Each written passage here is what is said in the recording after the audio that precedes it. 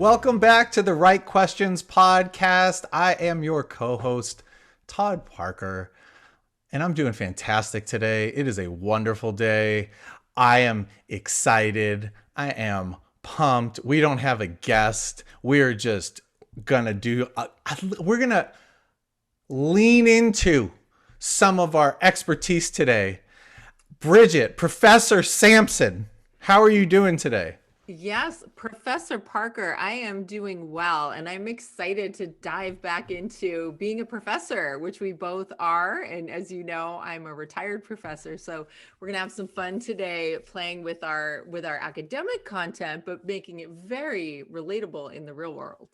Yes, yes. Well, we are, both, as you said, professors. You're a retired emeritus professor. We both have taught, and Bridget taught interpersonal communication for years and years and years. And not Yes. only in the academic setting, but certainly in our coaching and, consulting lives, we deal with a lot of interpersonal communication, right? Communication between two people. And so we thought it would be interesting the end of the year here, the holidays coming up, to focus on a question that would benefit everybody, including ourselves, as no one is left out of this one. How can I get along with my family is the question today. How can I get along with my family, right? We're about to be at the dinner table, at the lunch table. Some people are going to be there. Some people won't, right? Like some people, right? Bridget, I mean, Yes. I've been hearing from a lot of people. We don't quite sure how this is going to go. Some people got Mhm. vaccines, some people didn't, right? Mhm. Maybe some people are going to zoom into the holiday. There might be Mhm. some raw emotions around just societal stuff that's going on, or Yes. just on Yep. a positive note, people having not seen each other, right? Yeah. Like Yeah. getting together and falling back into patterns of behavior, dare I say, patterns of communication. And today's we're highlighting family communication, right? Dare Yes. we say falling into those patterns that I know, Bridget, you can probably speak, and we will, like, where we just become kids again around our parents if we're Yes. lucky Yes. enough to have them around. And, Right. or we have kids, Mhm. we act differently in different settings. Let's put it that way. So today, Yes. that's what it's all about. I'm throw it to you, Bridget. What are you thinking about for today? Yeah. Well, as you just said that, something came to me that I realized that last year I didn't get together with extended family because we were really in the part of COVID where it really felt unsafe. So I didn't even see Right. my parents or my older daughter. It was just me and my husband and my younger daughter who were living together during that time. So I think there's a lot of expectation around this holiday season of people coming back together and seeing each Yeah. other again, but also maybe some anxiety around that. How is it going to be? It's been so long since we've been together. Yeah. Political, maybe there's more awareness of differing political views, and as you said, differing opinions on the vaccination. And so we really just want to do our part to share what we've learned, as we said, as professors who've studied and taught family communication for many years, but also as human beings who are part of families, Yeah. Oh, yeah. and have navigated some of those tough moments where there's disagreement, but we want there to be love and connection, and for people to be together and be supportive of each other even when there's difference and disagreement. So that's Yeah. what I'm hoping we can convey, some ideas and some examples that will be helpful for folks today. Well, Bridget, like, because families are formed, right, created and reinforced, maintained, we could say, based on communication, Hmm. the rituals that we have, like holidays, Hmm. and even the things that are a part of everyday life, like you just highlighted, aren't really a part of everyday life in that same way for some of us, right? Some people, Hmm. we actually live with our parents, or, and I have my kids, of Hmm. course. Hmm. Your kids are out, but these are the things, these communication rituals are Hmm. the things that bring the family along, like reinforce or Yes. challenge, right? Because we're going to talk about today the norms that have been created over all the years. Hmm. So the first kind of idea we want to highlight is this idea of conversation and conformity within the family. because some families have a very open, right? It's a very, what we call a conversation orientation that is high, conversation orientation that where we interact freely. We have lots of spontaneity. We have lots of frequent interactions, and we can talk about, like, just about anything, right? It's open, and some of our families are like that. Right. And some are not. And some are not, right?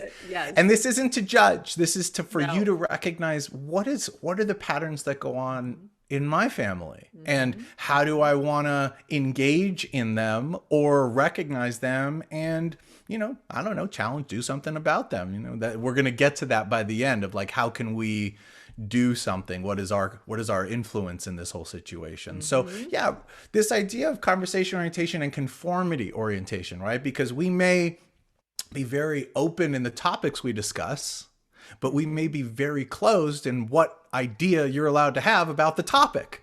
Right? We can talk about anything, but it needs to be talked about a specific way. Right. Does that ring any true for you ever? Absolutely. And it also makes me think about all the potential families we may be members of. I just want to call out, I like to have a very inclusive view of family, and some people have chosen families. Some people grew up in foster care. That's right. Some people's families have disowned them because they were not supportive of their identity, and they have new families that they've created. So I just want to acknowledge all of that, and also say that for most of us, we move in and out of multiple family environments and communication cultures. And so for me, as you were talking about, conformity versus, what was it again? Conformity versus conversation orientation. Conformity versus conversation orientation. Right. So it's been she's emeritus professor. Emeritus. Yes, I am retired, but I remember teaching all of this, and I remember the fun conversations we would have with our students, right? Because they could all relate. It's real world stuff. But, I grew up with my parents. I was an only child, so that's kind of unique. And we had very, very open communication. We still do. I'm 53, and my parents and I can talk about anything and everything. In my extended family, it was a little different. It was pretty open, but there was more conformity. My grandmother was a big force in my life. She was one of the most loving, amazing people, such an important part of my life. And my communication with her was a little bit more, there was a little more conformity. Like, grandma was a little more Nana. She was a little more conservative, but loving, wonderful. This is, again, like you said, we want to talk about this, not with any value judgments, but so like, I knew that outside of my home with my parents, there were certain things that I didn't feel as free to talk about. And then also when I got married, Neil's family, who is my family now as well. And both of his parents sadly have passed, but I spent many years, decades with them as part of my family.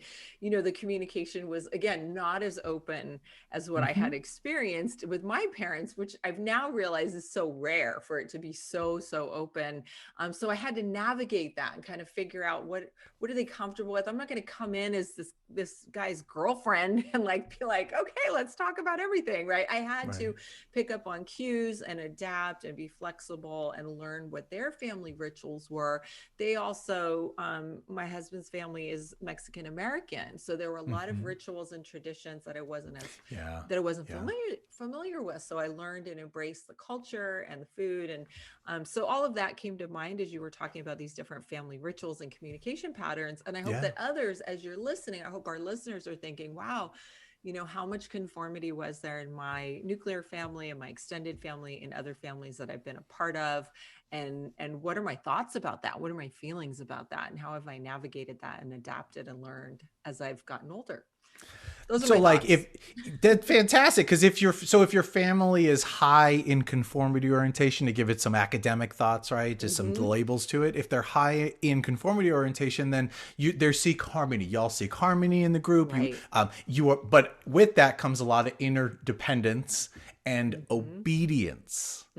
If you're low, on the other hand, in conformity orientation, and your family is, encourage individuality and independence, and going to be far more equality or egalitarian in nature, because obedience and following the law of the family isn't so the thing, right? So that brings us to this idea of what makes for effective. I want to say what makes for effective communication.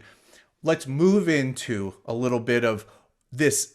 I'm going to use a big word here, dialectic, right? Which is just an idea, a fancy word for tension. This tension between kids, and you might have been a kid, or you may have kids. When we try to kind of pull away from, and then I don't mean pull away from the family in like a physical sense, or I mean in a not in a physical sense. I mean that the opposite way. But to pull away and create autonomy in our lives, be these autonomous creatures that think for ourselves and make our own choices, versus like being well connected to the family. And there's a tension that exists there for every family. So I just want everyone to recognize the healthier families, and I do mean healthier families, right? There is some data and research behind all this, to say the least. The healthier families understand this tension and allow their children to, if you might be one of these people, to go be independent, to fly, to make mistakes, not too big mistakes, but to go and start to understand life from their vantage point rather than from the family's vantage point, right? We talk about this in a couple ways. We say enmeshed families suffer from far too much consensus, too little independence, and a very high demand for loyalties, where the disengaged families, the whole other end of this spectrum, like too enmeshed or too disengaged on the other end of that spectrum, we've got families who have very little cohesion. Right? So we might seek out everybody's opinion for everything all the time. And if that happens and you're going to your dinner table for Thanksgiving or for Christmas, right? Like you just had it, like you might want to know how to manage those ideas, right? By setting boundaries, by having limits on what what we're gonna allow and how we're gonna communicate, or what patterns of communication are allow for other people to feel heard, to feel like they still matter in your life, but that you don't have to take every idea that comes your way. I don't know. How does that hit you, Bridget? Yeah, no, I'm thinking about a lot of moments at the dinner table. I'm thinking about a lot of examples, and honestly, of where I haven't always handled all that well. And I'm always trying to figure out how I can do better. And I know it resonates a lot, Todd. I want to hear more. Yeah, I want to hear more about the theory, because you're reminding me.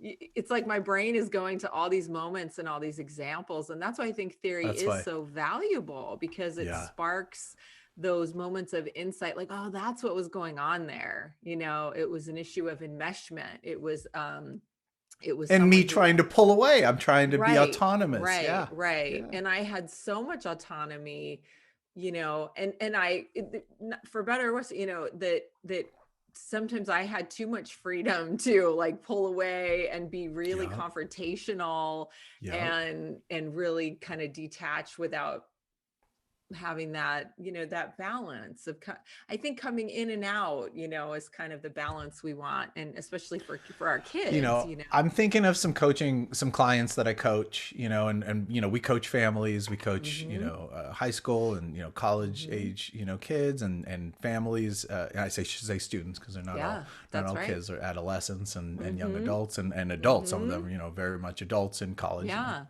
And their families around communication, right? And coming together, unifying. So a lot of this does come up. And so what I'm thinking about is, if you're a parent out there and you're listening to this and you're thinking about hopefully your own kids and how you relate to them. And, I talk about a lot is creating more emotionally intelligent parents so we can create more emotionally intelligent kids.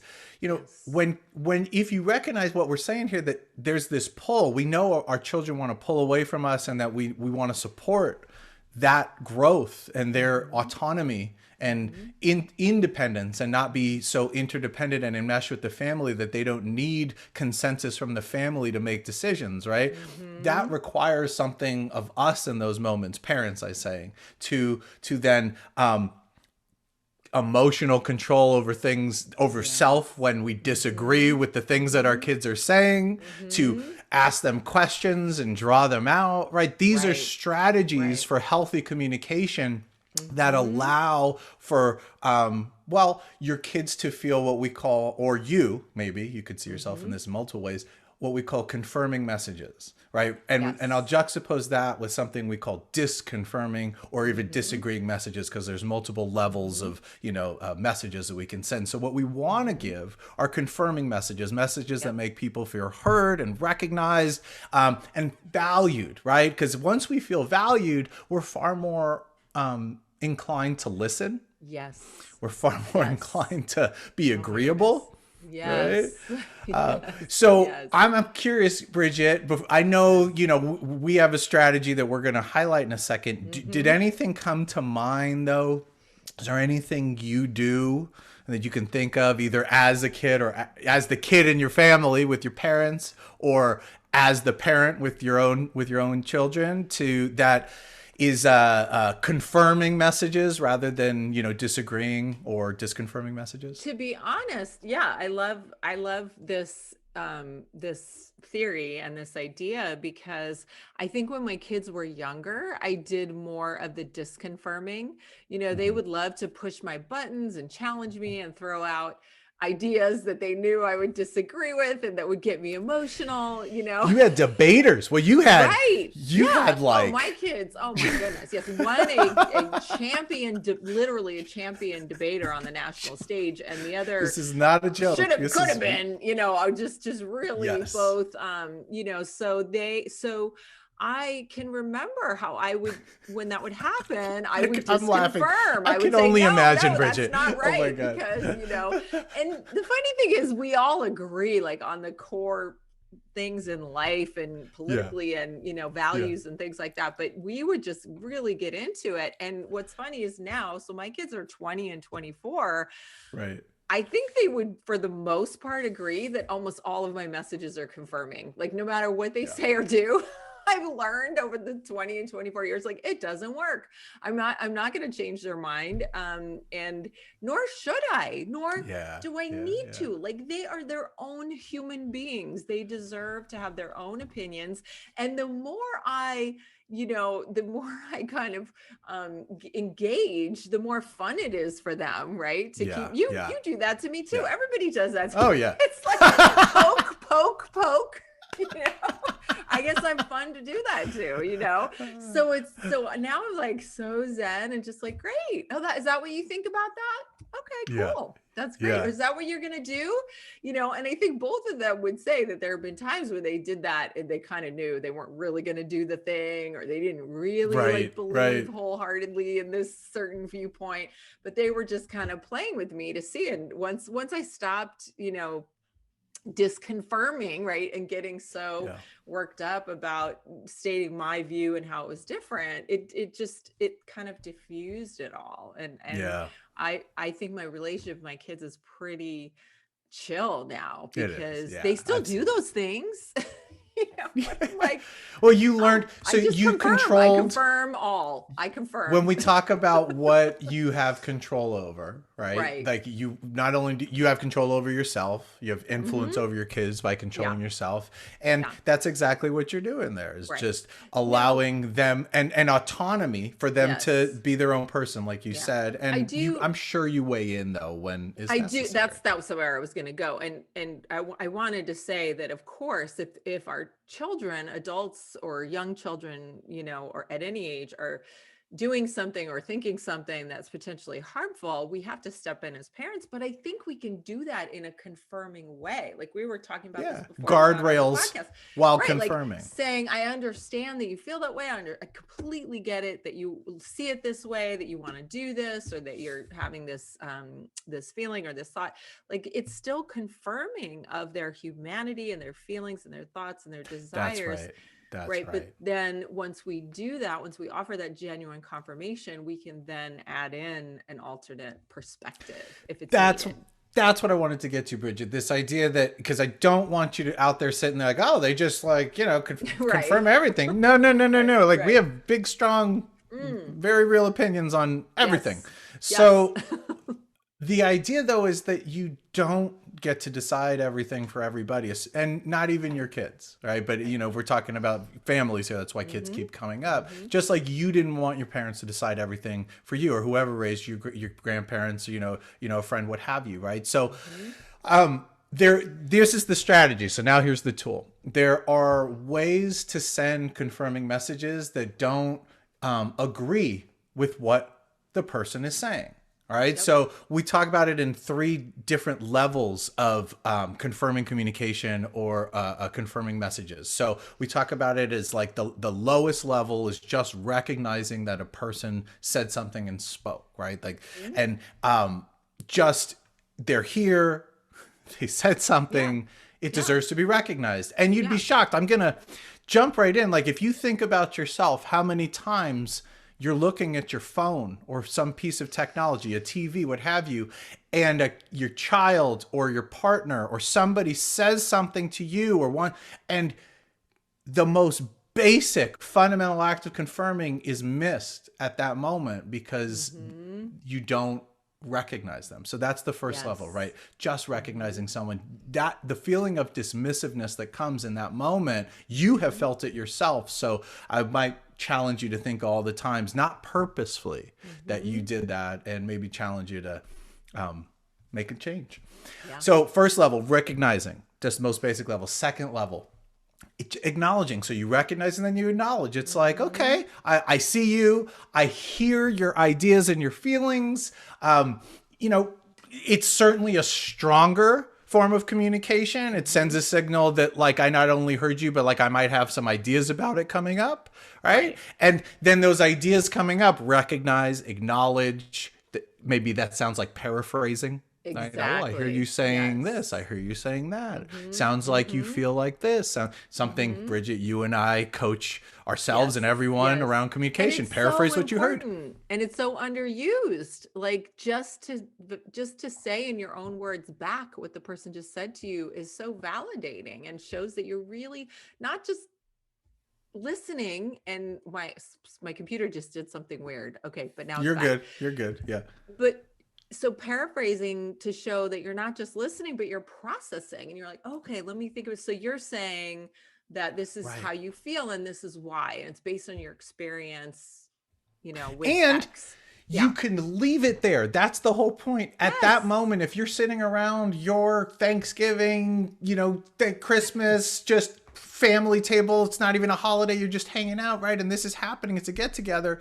You can stop right where Bridget just left it. Yep. It And that's doesn't mean it. you agree. And you have not expressed agreement. You're just That's right. acknowledging, that's the word, that's the what we're talking about here, that person has this feeling, viewpoint, thought, whatever it is. And it's so important for our human connection to do Yeah. that for each other. Yeah.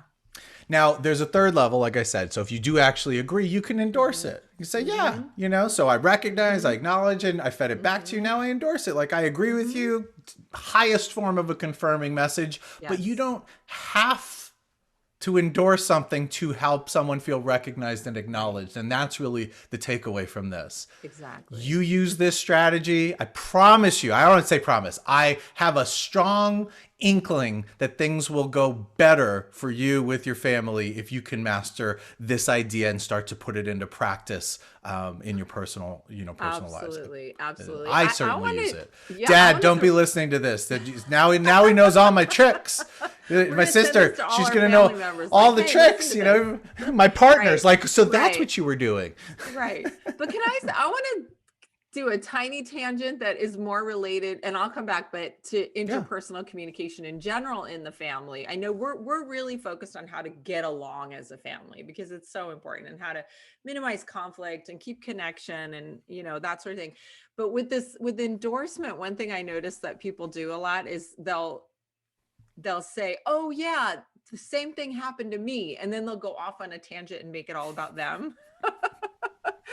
And that doesn't always feel very confirming, right? So I Yeah. would Yeah. urge you to try to if you want to endorse, like endorse and acknowledge their experience, and, oh, that must have been really hard when you went through that or whatever. Well said. It's fine to then piggyback and be like, I had a similar experience, but there's a really clear line when you're one of those people who just is always talking about yourself and takes any opportunity to jump on what someone else said to make it all about you. Exactly. I know this is a whole other lecture in interpersonal communication. But it's good because anyone lecture 5. I know. And anyone listening, it's related, right? Yeah, they know that all you listening know that happens. You know that person, that family member, that friend. You know, maybe you're that person, and you gotta go like take a deep breath and go, oh my gosh, I do that. And it's just it's a nuance thing to have a balance, just to throw in, because I'm so big on, communication being reciprocal and hearing the other person and asking questions and genuine curiosity and inquiry about other people's lives,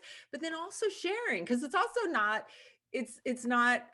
great family communication to not do any talking and to just be silent and to be aloof and not share anything. So it's this delicate balance and dance of like, oh, you're talking about you, let me ask you more about you, and endorse what you're saying by, paraphrasing it and maybe sharing an experience of mine, but moving in and out of those things and not making it all about if you are someone that does that, some self-deprecating humor or stories where you are, not the hero or something, like where something is where you're being, it might be good for you to bring it down a couple. But so Bridget, you are talking specifically, like you moved us, you said you were taking a tangent, but actually you moved us right into disconfirming communication. Right. So I'm going to quickly say, we said there were different levels, right, of confirming communication, then disagreeing messages. So confirming messages, disagreeing messages, and then disconfirming communication or disconfirming messages.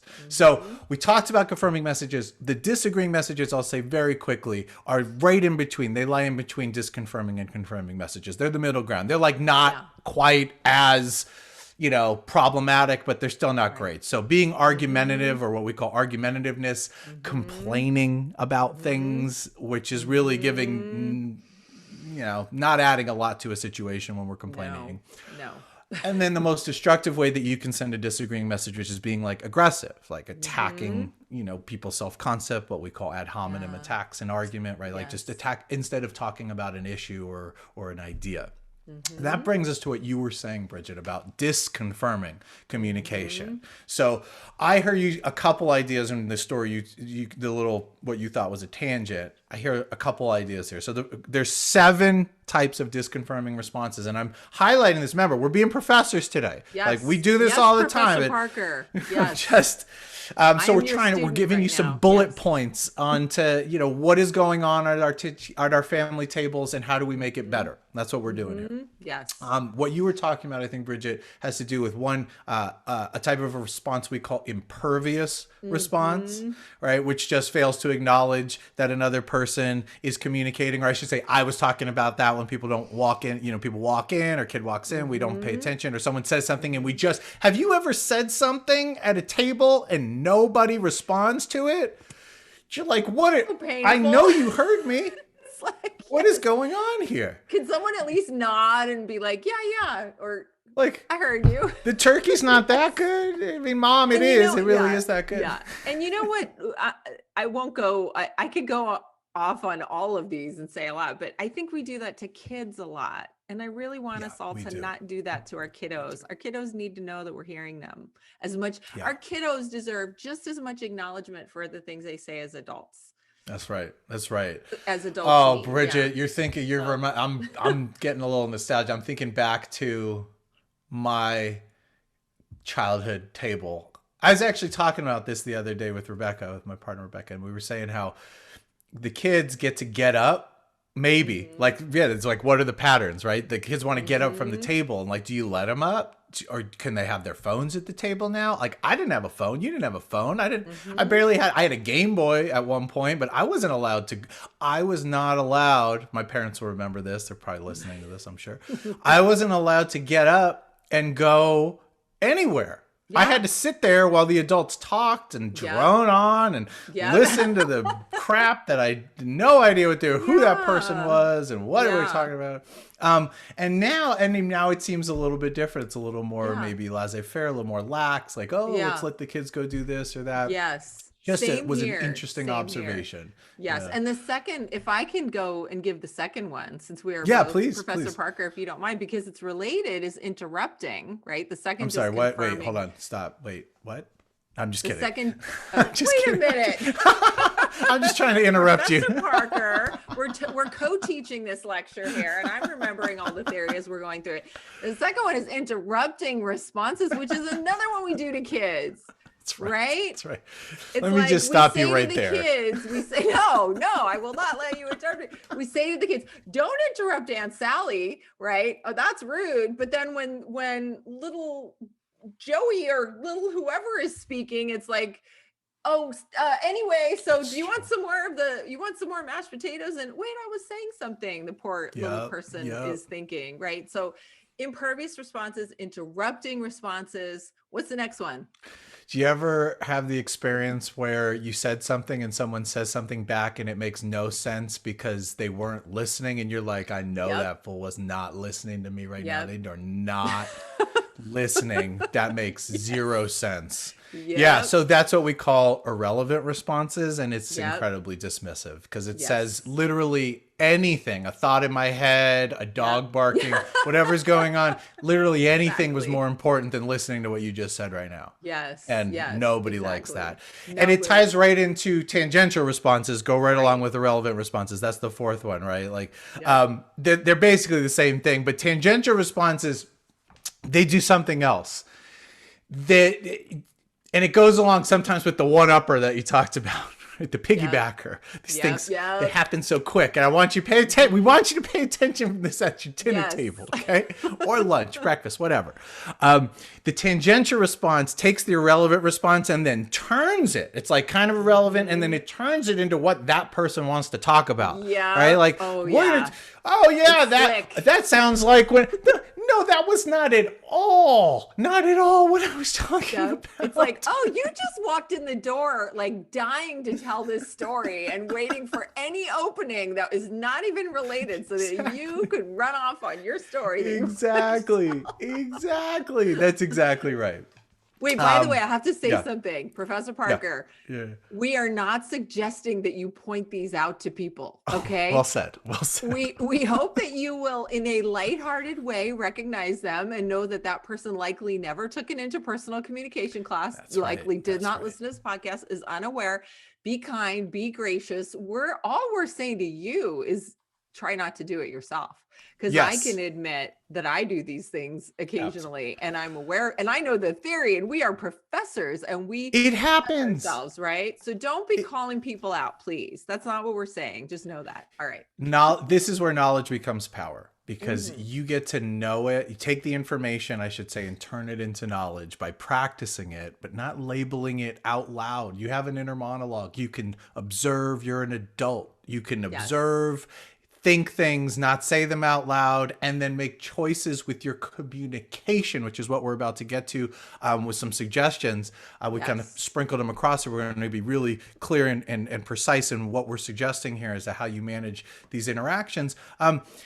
This is all to empower you. It's not to poo-poo or label other people or to psychoanalyze or try to, pontificate, on what's going on with other people. And that leads us to number 5, the impersonal responses. I'm going to read what I wrote here. Monologues filled with impersonal, intellectualized, and generalized statements. So the speaker never interacts with other individuals on a personal level. So this is like someone that sits in ceremony and wants to, just have, they say kiss the ring for the, for the king and the queen. It's just like, come on. And if you think back to what we said about family communication and conformity versus conversation orientation, how open, how closed.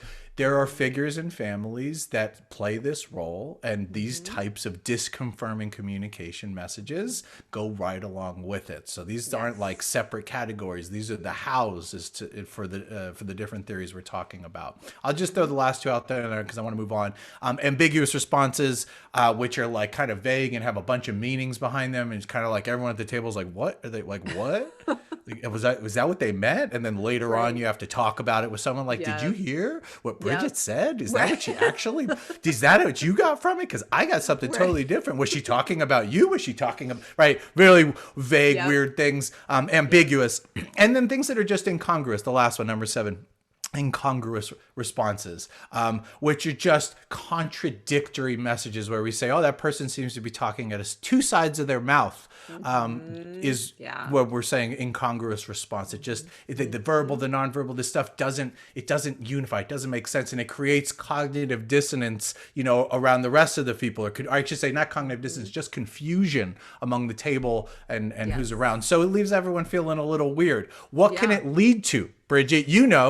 Defensiveness. And we have this word, we talk about it as face work in interpersonal communication, that we're always managing our faces, which is basically our identity and our outward appearance to people, not just physically, but like the metaphorical sense. And so what happens when we send these types of messages is we become defensive. Like when we receive these messages, or your kids receive these messages, or siblings, we become defensive, and we have to then protect ourselves. We have to save face. That's when we start attacking. That's when we start being very aggressive. And that's when we start really usually making slights towards people's character. And that's when the thing devolves in a way that we don't like. Right? And, so what do we do about it?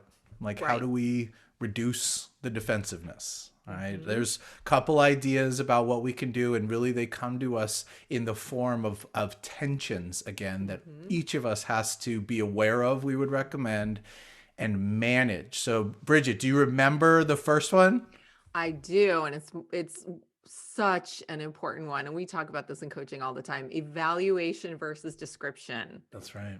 Right. So are you sending an evaluative message, a judgmental message, a message that clearly you think something is not quite right about the other person, what they said, who they are, or is it just descriptive, right? Oh, so you got a new job and you're working here and you're doing this, right? Descriptive, paraphrasing, validating, maybe even, right? Versus, oh, so that's your new job, huh? Oh, interesting, huh? You really think that's using that college degree that we paid for? It's like slipping it in there, right? Just, oh my gosh, really, that's a good, aligned with your education, huh? Interesting. Sometimes it's subtle. I'm probably making it blatant. It's often subtle, but it's a little dig, and then usually the person denies, I didn't mean anything, right? It's evaluative. Anyway. Well, and I would say it's subtle because we're used to it. Like if we're not aware of it, right, not made aware of it, we've been in this our whole lives. So it's just what's normal.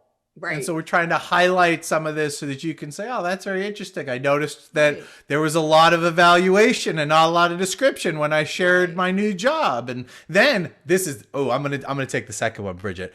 Yes, controlling communication versus problem orientation. The second tension that we're going to highlight for you to manage, right? Think about your friend. I'm going to take it out of the family for a second, or I'll leave in the family. Your sister, brother, somebody comes to you, and they're like telling you about an issue they have.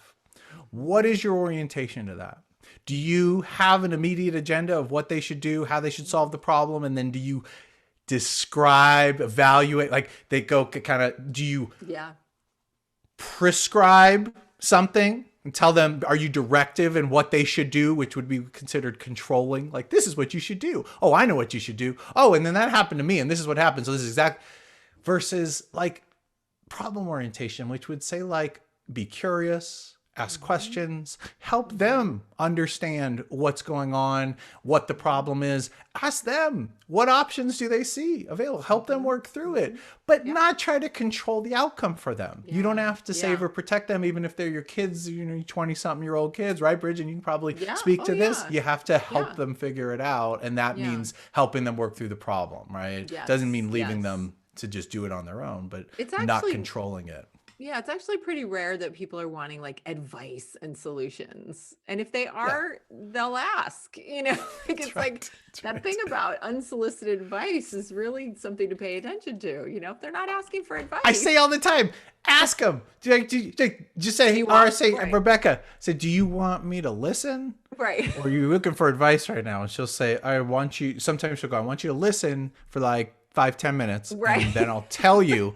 Right. When it's your turn to help solve the problem, right? Because I want to solve problems. It's just what I want to do. And that's okay. It comes from a good place, but that kind of meta communication is really important in relationships, and we can do it even in close family relationships. That's right. It's like, tell me what you're needing from me in our communication. Because by the way, you don't realize this all the time, but I'm going to tell you for real. It's a relief to the person that wants to solve your problem. Exactly. Like if you tell me I just get to listen, oh my gosh, like, okay, all right. Like, and I was having this conversation and coaching a client the other day. Like, I was like, let's get the popcorn. Like, give me the popcorn. Like, I'm going to listen. Okay, tell me the story. Oh, that sounds very interesting. And now I can come with a different mindset and a different set of listening skills, actually, to the situation. Yeah. Where were we? What were we say? Controlling versus problem. I'm going to just jump through a couple of these. Strategy versus spontaneity, like, having spontaneous conversations, right? And not always so like intentional and strategic. People sense that. And it's like with family, it can be like, this feels kind of like a business discussion, which is a little more strategic. Using your empathy over neutrality, right? Like people want you to, like part of identifying with people's lived experience is showing empathy and taking their perspective. Going back to confirming messages earlier, we don't have to agree with the way people are always living their lives, but we can absolutely agree that they have the freedom to do that and do whatever they want. It's not our decision. It's not our choice. And if they haven't asked for our opinion, it's really not much of our business. Just have empathy, be supportive, right? Jump in. But neutrality can often be, there's a fine line, and there's a place for neutrality, to be sure. Just like there's a place for strategy, just like there is a time to step in and be evaluative, controlling. But we're recommending that the more confirming messages come from this other side of the tension. There was two more, right, Bridget? I think there was two more. Superiority versus equality. So important. We all know those folks, right, who have that kind of superior air, right, about them, and can be patronizing, and it's not spoken explicitly, but there's just this sense you get in the way they share things about themselves and the way they respond to what others are sharing, that there's this air of superiority.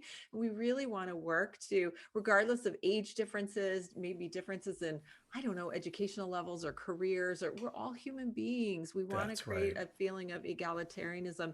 And so please make every effort to be as inclusive of everyone and honoring of everyone's identities and work and passions, and nothing is better or worse than anything else. And so that those folks who have that air of superiority, they're really, I think, creating some tension that we don't need to have at family events. So make sure you're not that person. That's well said. Slightest. Creating tension that we don't need to have at family events. Maybe there's another place for us to have those conversations, but this may not be it, Right, exactly.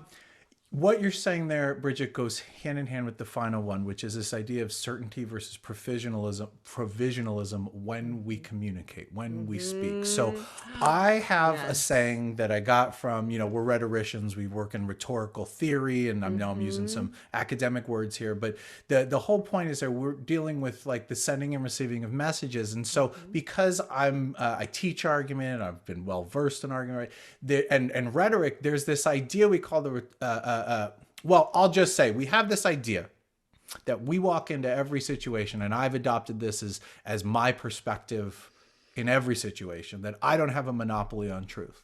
that Mm-hmm. I don't have it cornered, that I'm one voice in a chorus of many, and Mm-hmm. that every time I engage other people, I really should be open to new experience, to new ideas, and they're going to introduce me. I go like this to a little bit. If you're not watching, I'm expanding my hands, right, from being gripped together to farther apart, like loosening, widening our perspective on Mm-hmm. what is, because Mm-hmm. none of us has a full perspective on That's everything. right. And That's so if I right. walk in with that idea that I don't have certainty, but rather this certainty versus provisionalism, then I can not just acknowledge that, but I can listen more intently. I can relate without having to be right or Yes. be certain or be the Mm-hmm. authority in the room, which goes right Mm-hmm. back to this idea that Bridget just shared of superiority versus Yeah. versus equality. Yeah. Right? We And all it have and something to share here.